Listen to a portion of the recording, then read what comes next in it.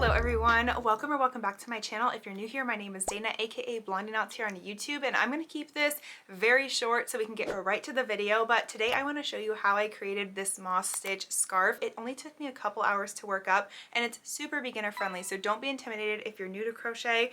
It is such a fun project, but without further ado, let's get into the tutorial. Okay guys, we are ready to get our scarf started. A couple things to keep in mind while creating our chain to start the project. You do need an even number of chains to begin this project.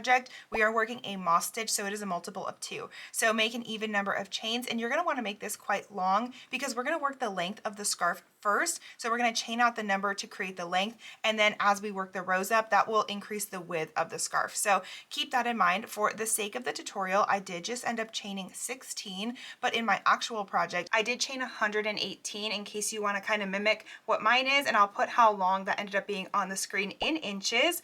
And when you are creating your slip knot, make sure you leave yourself a nice long tail on one side if you're going to be doing tassels like mine. So for example here, I left really a long tail so that they just kind of made the tassels as I went. So I didn't have to go back through at the end of the project and add tassels to where I ended up fastening off, and it's a huge mess. This is just a lot easier to do, and we will work more tassels as the project goes on. I'll show you how I added in more, but this will give a nice baseline of them, and then it's nice because the colors match up perfectly as well. So just wanted to give that tidbit of information. If you're going to be doing tassels also, work smarter not harder and leave yourself a nice long tail in the beginning. But once you have your desired number of chains, again, like I said, mine was 118 in the project, and I don't know if I mentioned I used a 5mm hook for this project, as well as number 4 worsted weight yarn. So we need to count back 4 stitches for this moss stitch, and we are going to work into that 4th stitch. So this first loop on the hook does not count as a stitch, and so we can go 1, 2, 3, 4, and into that 4th stitch right here, we're going to place 1 single crochet, which is the only stitch we need to know how to do in this pattern. So very beginner friendly, and chain 1. Then you're going to skip 1 down here, and into that next stitch, you're going to place 1 more single crochet, just like that, and chain 1 again. Skip 1 again, and into that next stitch, place 1 more single crochet. We're going to complete this all the way till the end, and we're going to end on a single crochet. One thing I like to just keep in mind while I'm working, especially this first row, really all the rows, but for this moss stitch, I really like to pull the loop of my single crochet up nice and tall like this when I'm working the stitch, so that when I pull it through, I have a little bit more color payoff than when I'll do a traditional single crochet. So just to show you what that would look like, my regular single crochet, I typically will go through, and about here, I'll pretty much pull through my stitch like that, but I'm really hiking that loop up because I really want to see every single color through the moss stitch. It'll just make it look really beautiful, and the more color you can see, the better, I think. So this will also help prevent some gapping and stuff like that you might find in a moss stitch. So then again, into this next stitch, after I skipped 1, placing another single crochet, and I missed, whoops, kind of hard with my nails sometimes. Perfect. Chain 1 and skip 1, and here I am at my last stitch. I'm going to place 1 single crochet, but for me, I'm going to be changing my color every single round. If you're not going to change color every round, you can just complete this stitch as normal and chain 2, but for me, I'm going to not complete the stitch with the green. I'm going to cut myself a nice long tail for the tassel on this end of the project, move that out of the way, and I will get my next color going here.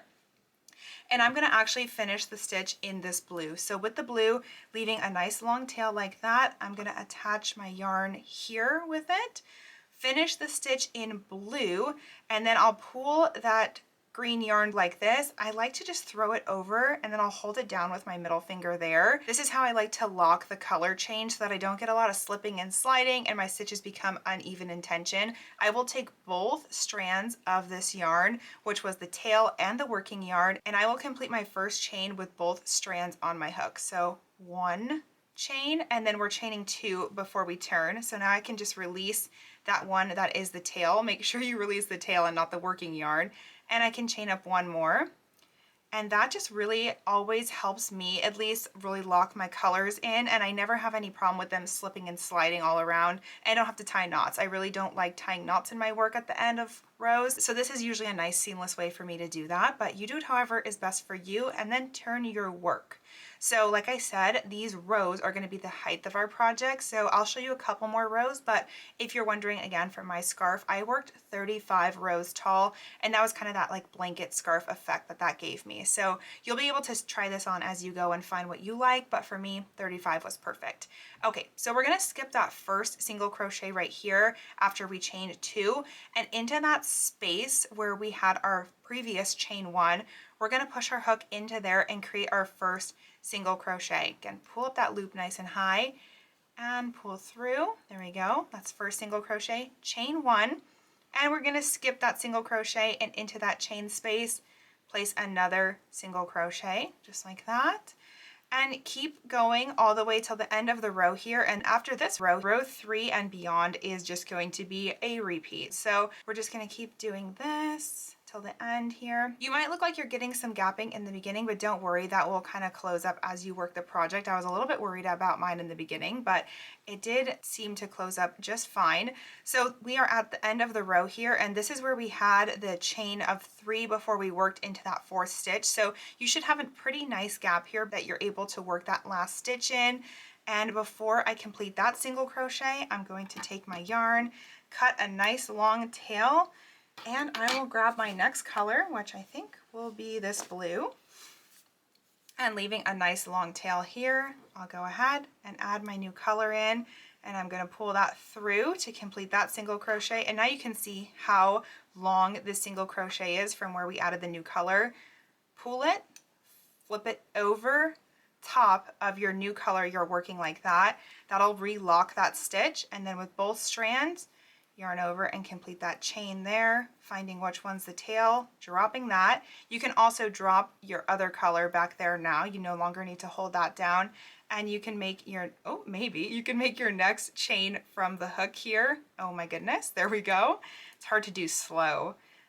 Okay, so there we go. So that was row 2. Now row 3 and beyond is just going to be a repeat. So that's nice. We're going to skip that first single crochet right here after we chain 2, and into that chain space again, we are going to work a single crochet. Perfect. After that, chain 1 into the next chain space, another single crochet, chain 1 into the next chain space, a single crochet, chain 1. I think you get the idea.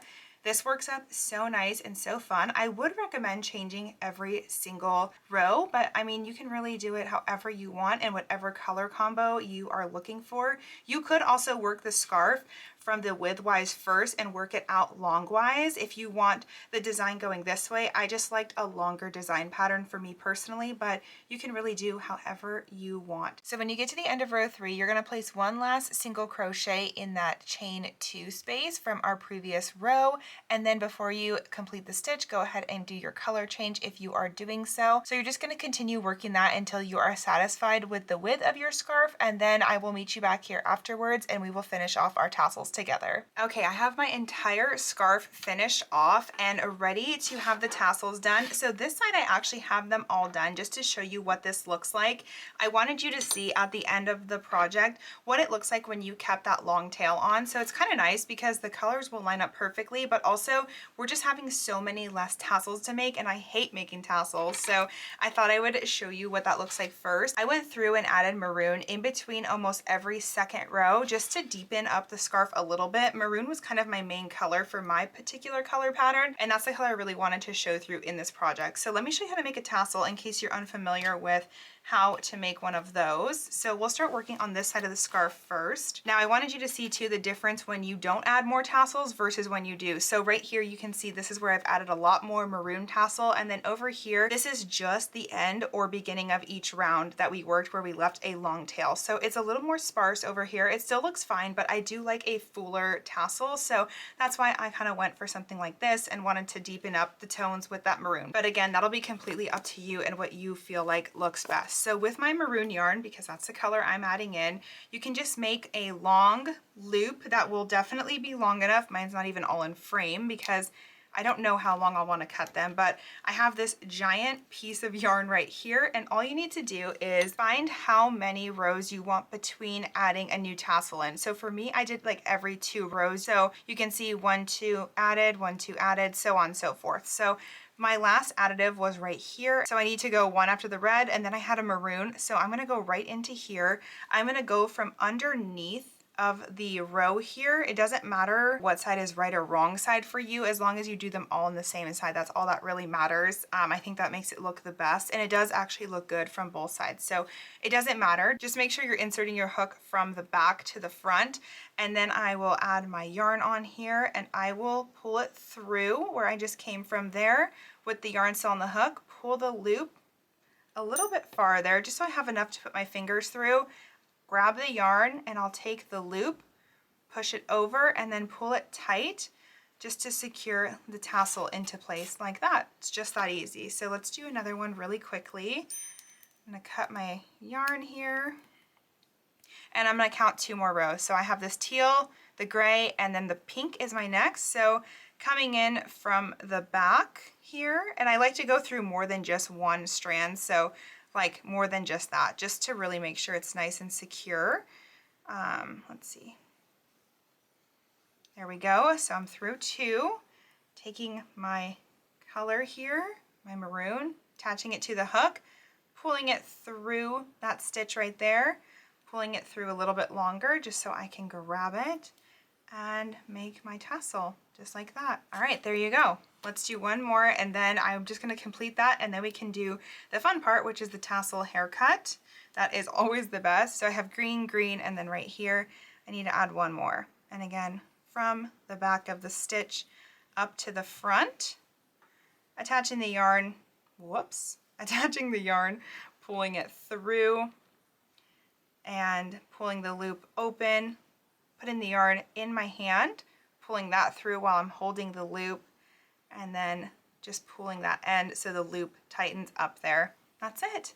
All right, I'll see you when I have all these tassels completed. Okay, let's do the last step of this tutorial, which is just cutting the tassels, the easiest part and most satisfying. So I just brush them as straight as I can. You know, it doesn't need to be perfect. It's not a big deal. And then you can determine what length you want your tassels to be from here. I typically like to go about around my shortest piece, not quite, because I have a couple that are really short, which is fine. It doesn't really matter. But I'm gonna cut it, I think, right around this point. And I have my larger scissors than usual, and I'll just go straight across. So as straight as I can be here.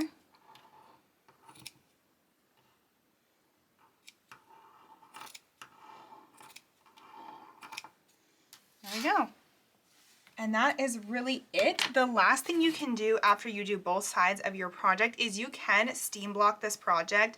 However, I would recommend, if you're gonna block it, you do a very light blocking on it. I did block mine, but halfway through I realized if I was pulling too hard, I would have created huge gaps that would have been quite permanent. So I did do the lightest block just to give it like a little bit of movement. I do like to fold my scarf around my like neck area and stuff. I don't like it quite as thick. So just be careful if you're going to be steam blocking it. And if you want more help with steam blocking, I have another tutorial I'll link right here for you. You can click on that and see how to steam block something, but I would recommend a very light steam blocking. And that is all you need to do to create your moss stitch blanket scarf. I really hope you guys enjoyed this. So much fun, and I am going to be making so many of these this winter. I feel like it was such a quick project. Well guys, that is it for today's video. Super short, sweet, to the point, but sometimes that is exactly what you need. I hope you found it really helpful. If you are new to my channel and you'd like to stick around, I post every Monday, occasionally on Thursdays, little bonus fun videos like this. I do a lot of vlogs and pattern guides, stuff like that. I'd love for you to stick around, so make sure you subscribe before you leave here today, and let me know if you'll be making one of these scarves. This would also be a great stitch to use in a blanket, a sweater, or something like that. I think it really helps it go a lot faster, especially for a single crochet project than just your normal single crochet only, and it creates such a beautiful texture, and I just think it looks really gorgeous. I'm so obsessed with this scarf. I can't wait to make another one. I will also have the color combo I used linked in the description, so I'll put exactly every single color I used and the order I put them in case you want to complete something very similar to mine. But thank you so much for letting me take up a little bit of your time today on the internet. I'll be seeing you guys very, very soon in another one, and until next time, take care of yourself. Bye!